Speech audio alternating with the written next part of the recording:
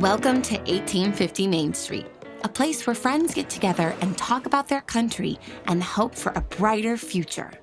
Your hosts have built this spot over the past 40 years, meeting every day with people who are in the headlines and behind the real stories.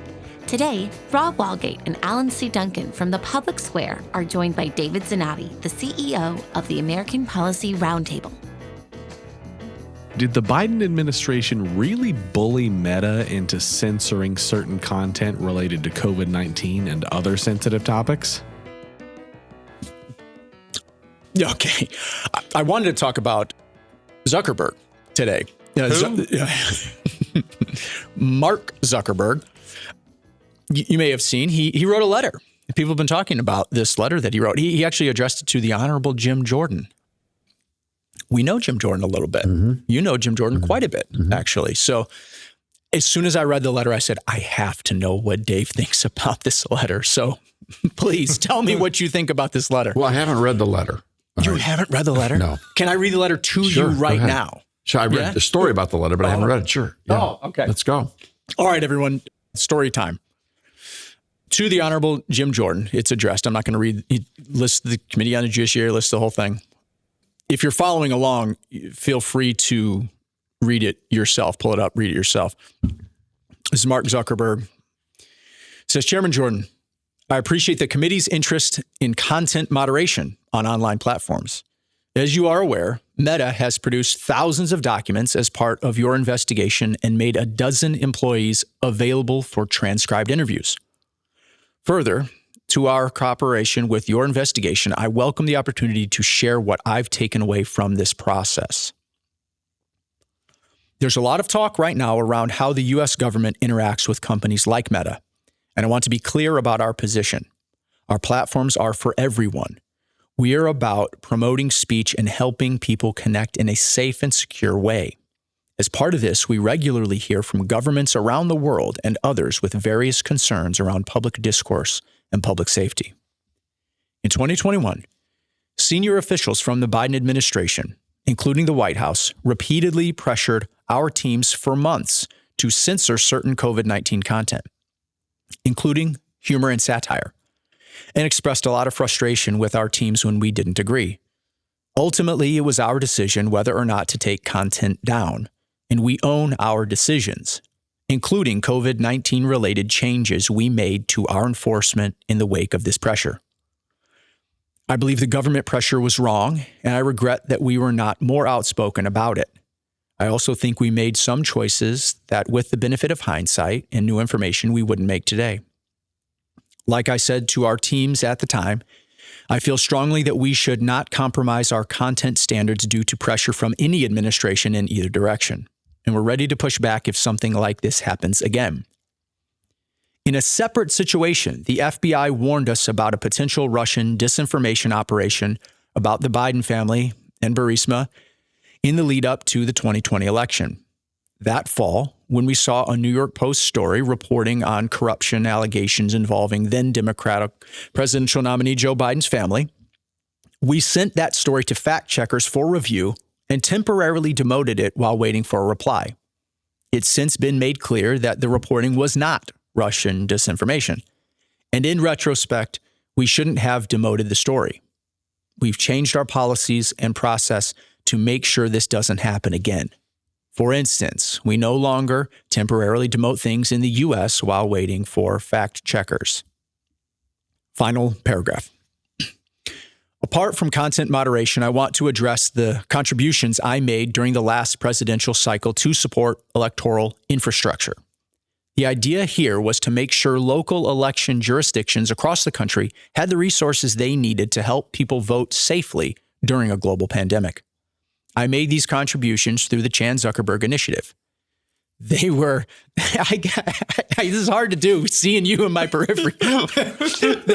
They were designed to be— You've done well, Counselor. You've done well. They were designed to be nonpartisan, spread across urban, rural, and suburban communities. Still, despite the analysis I've been showing otherwise, I know that some people believe this work benefited one party over the other. My goal is to be neutral and not play a role one way or the other, or even to appear to be playing a role. So I don't plan on making a similar contribution this cycle. Respectfully, Mark Zuckerberg. I know that's a lot. That's a Netflix series right there.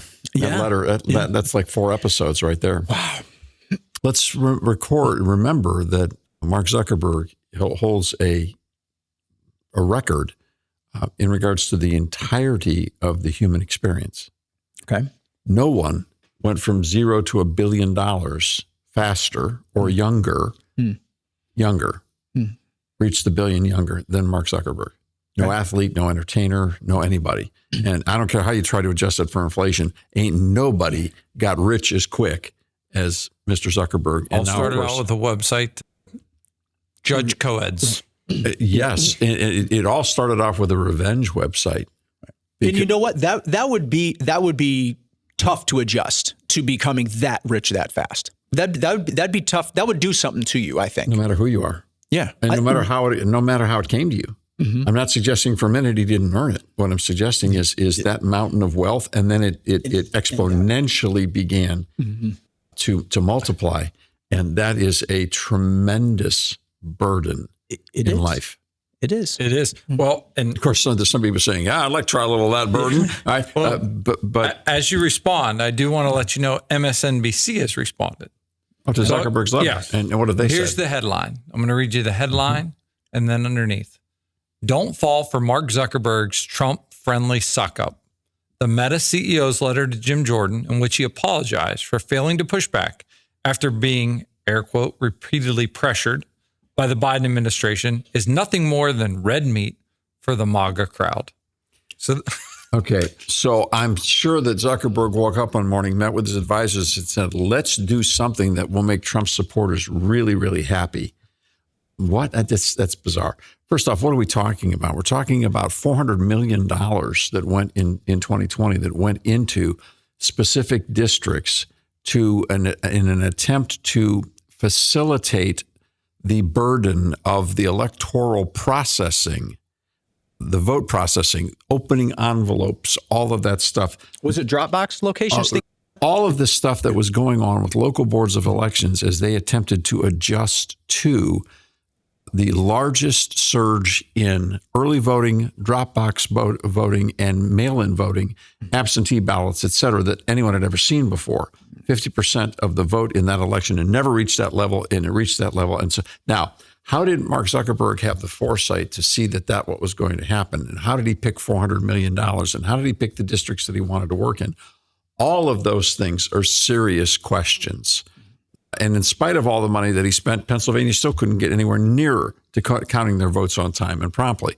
But let's assume that all of his intentions were most noble. He's not doing that again. Obviously, he's not satisfied with the result of what happened. And underneath that, there could be a million subset reasons, but we don't have the opportunity to interview him. All we know is what he did before he's not doing again. That we know. He's just not making a similar contribution. The word similar is interesting there. Yeah. So I don't know if he's making a dissimilar contribution. Maybe something. Don't know. And don't know that doesn't mean he'll be just as involved in other ways. The other question about the disinformation and the policy, now that is a very challenging story because it seems like what's been happening is the court cases on censorship, and I'm not positive on this, but it seems like there's some cross-pollination.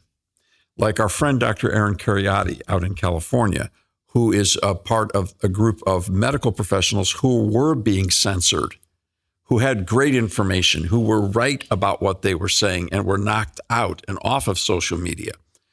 They're still litigating and still working to try to get a case through the United States Supreme Court. But interestingly enough, that one of their suits has now been enjoined by Robert F. Kennedy Jr., who also was being censored and now has moved to the place of the Supreme Court has moved those two causes for action together. And so that suit's alive again at the Supreme Court.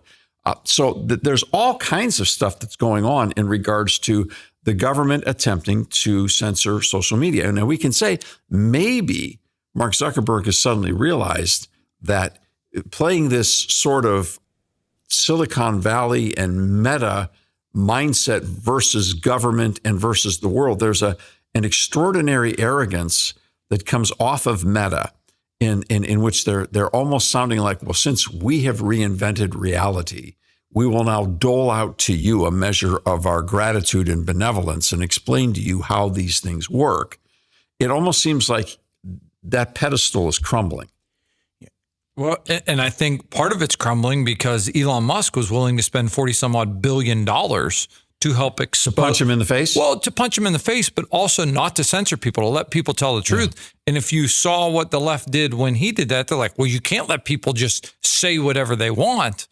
And they proved the point that they wanted to be the governor. They wanted to be the things that shut it down on that piece. Yeah, it does seem like there's a little bit of billionaire CEO, billionaire technocrat, social media owner wars going on here because Elon Musk has kind of become a populist champion in many ways, which is, I mean, it's interesting. Yeah. So I'm wondering if Zuckerberg's kind of like, you know what, maybe I need to be. Yeah, maybe we missed that bus stop. Yeah, maybe we need to find out how do we get back on that. It does feel a little bit like that. But again, I think he fairly recently turned 40 years old. I wonder, and he's been children. He's got kids. He's been hauled before Congress multiple times. I wonder if some of this is actually having a bit of a change of heart. I don't know. I would hope. Well, when you hear the letter and think about it, it's hard not to go back to the movie The Circle as well, though. David Eggers' book and the film that followed that with Tom Hanks is an important part of researching what this is all about, because Eggers' premise is that ultimately social media could displace the entire electoral process, boards of election, precincts, et cetera, and everyone's got a phone, could just vote on their phone, and the social media services would make sure it all jived. Yes. iVoters.com changes everything about the way we process elections. Instead of negative TV and radio ads and biased opinions from editorial boards, now people in all 50 states can get the facts about candidates and ballot issues from a nonpartisan, independent source. iVoters is fast, free, secure, and powerful. With iVoters, you can vote with confidence and encourage others to do the same. Free minds, free speech, free agents. iVoters.com, a public service of the American Policy Roundtable.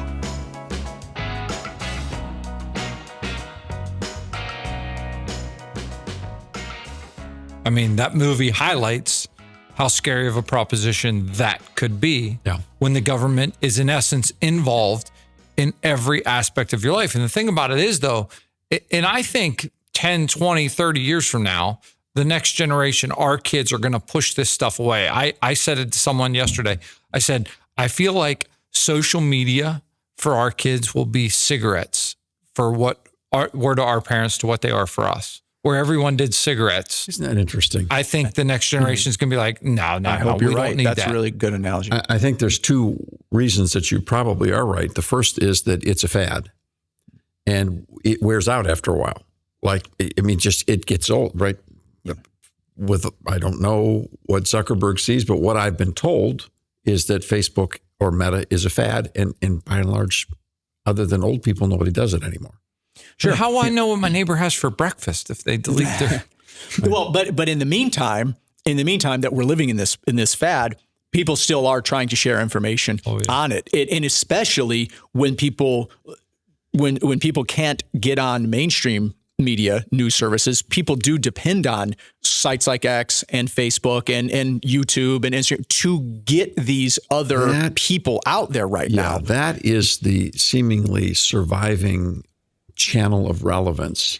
Right. And it's also one of the things that I think I find most difficult to figure out, because as a public policy organization that does the work of legislation, litigation, voter information, all of that stuff, and has for 45 years now, we're in a position of wanting to be able to help people know what's going on.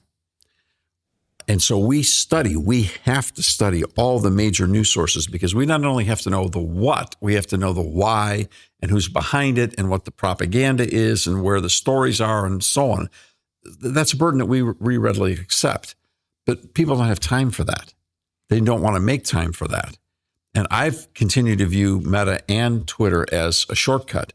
The problem is, some of this stuff, if you don't stick with it, you can really get led down the primrose path. I mean, you can become a victim of propaganda very quickly. You can, and I think that's what we've seen. Part of the error when it comes to social media, and whether it's Meta or X or Twitter or whatever it may be, is there's a race to be first, and people don't care about accuracy as much. You just want to be first. You want to be first. And then there's a lot of times you have to be like, well, I retract that. Let me take that back. I didn't mean that. You saw that with some figures on the right coming out against Gus, the son of Tim Walz. You know, people calling him names, different things. They didn't know that he had a bit of a condition, and so they were kind of poking fun at him. And then they had to retract that when more information came out. So that's what's just interesting is I missed that story. Well, you're probably better for it, but yeah, it was, you know, not pretty, but that's to your point of, I want to be first. I want to say some witty thing that's going to be cutting. And it's like, well, hang on. Maybe you wouldn't have said that if you had a little bit more information. Well, and I also think people don't say that when they're face to face as much as well. You're not going to say that. That's what drives me nuts about it is I just think of a situation we know of friends where someone said something on social media, and one of the people, it was a neighborhood thing, and one of the people just walked 2 doors down, knocked on the door and said, hey, I read this. Oh, wow. We probably need to talk. And that person was I didn't mean, you know what I mean? Like once you can't hide behind the screen, now there's stuff that has to change. You know, I'm reminded of the film that Apple produced a couple of years ago with Ryan Reynolds and Will Ferrell, the Christmas movie, Spirited. Remember? Yeah, I don't know if I saw it, but yeah, you've got to. I don't think I saw it. Yeah. Homework assignment. Yeah. All right. Executive producer. Yeah. Right. Homework assignment. Write it down. Write it down. Well, see, that's the thing. I don't have every streaming service. It's so funny. It's like even content is now siloed on different streaming platforms. So if you don't have that platform, you wouldn't have seen it.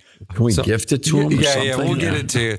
Sorry. I need a physical copy. I'm thinking about the best commercial I've seen recently. Carry on. So in the film, it's a remake of Dickens' Christmas Carol. Mm-hmm. And of course, those are two wildly popular actors and comedians, and they had some brilliant moments. Nice. But one of the things they wrote into the screenplay was the death of a junior high school student who died because he had been brutally harassed, exposed and harassed on social media.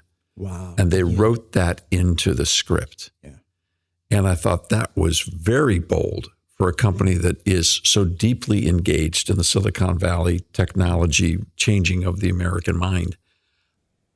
And we know that these instances do happen, that this Israel, there is a grave danger in this. So I just found that fascinating. So it makes me wonder about what your comment was earlier, that our kids will look back at this and say, remember when people used to do that stuff? I hope you're right. Yeah. Oh. Yeah. So do you ultimately think that this is a positive letter? Do you think, I've heard people say maybe he's getting out in front of a whistleblower, or there's going to be another shoe to drop, and he kind of wants to be out front? I don't know. I've heard that. I think one thing we can say with certainty from all the news sources that we can gather at the moment is that the censorship moniker, the accusation of government censorship, an attempt to silence people through the power of the administrative state, is real. It did happen. I can assure you that the people whose content was actually censored have known that it's been happening. They've been trying very much to do something about it. And now we have basically one of the 2 or 3 biggest players in the world saying, yes, we should have complained, we should have resisted, and in the future, we're prepared to fight. But we were, if you'll excuse the colloquialism, we were bullied into this. Yeah. That's what I thought. What was said behind closed doors by the government to make them do this? Because we've all read pieces and parts of the Twitter files that Matt Taibbi, I believe that pronunciation to you, Matt Taibbi released. I hope I'm right. I just said it with confidence. It seems right if I believe you. Yeah. But when you read those, you're like, oh my goodness, like this can't be the United States of America, and you're like, wow, that happened here. Mm-hmm. And you were called crazy in certain circles for suggesting that it was happening. That's the other thing. We need to stop calling people conspiracy theorists until you prove it is a conspiracy. See, we used to have to prove the other way. Now we need to prove the other. You need to prove it's not a conspiracy. I think that's the world we're living in now. Well, yeah, I think what's the shirt I just ordered? Maybe I'll have to wear it on 1850 Main Street. Make Orwell fiction again. Yeah, exactly. Exactly. So, I mean, I appreciate this letter, but there is a sense in which thanks for saying it now, but this would have been nice to have heard about during COVID-19. It would have been nice to hear about during the presidential election of 2020. I'm not saying it's easy to say now, because I'm sure this was not easy and he didn't have to write this. I don't think he had to. But it's like, are you really going to stand by the fact that you're going to push back? Make sure it doesn't happen again. Make sure it doesn't happen again. Exactly.